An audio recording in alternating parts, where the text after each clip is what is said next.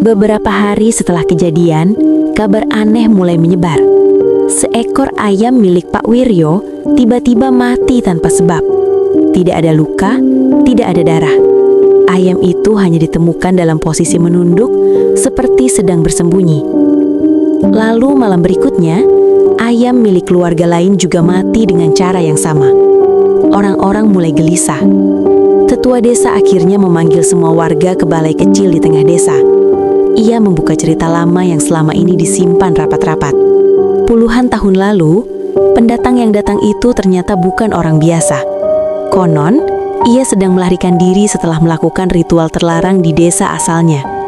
Ritual itu gagal, dan sesuatu mengikutinya.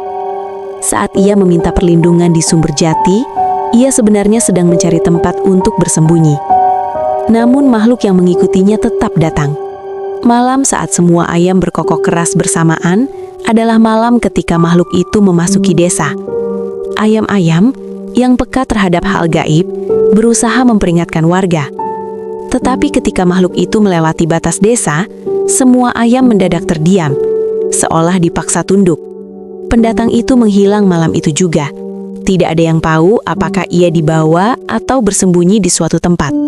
Dan sejak saat itu, ujar sang tetua pelan, setiap menjelang subuh, ia lewat untuk memastikan desa ini tetap sunyi. Dion mendengarkan dengan jantung berdegup kencang. Kalau ayam berkokok lagi bagaimana? Tanya seseorang dari kerumunan. Tetua desa terdiam cukup lama sebelum menjawab. Kalau ayam berani berkokok saat ia lewat, berarti ada yang berubah.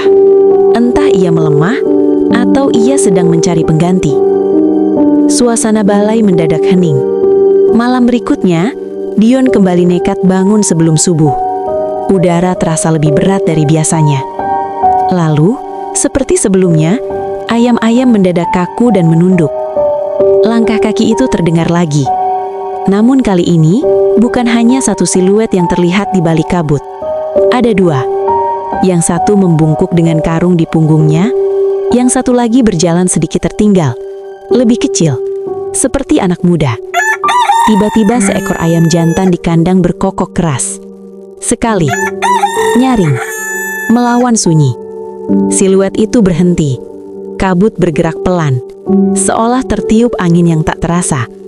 Dan dalam sekejap, siluet itu menghilang entah kemana. Langkah kaki kembali terdengar, menjauh hingga akhirnya sunyi lagi.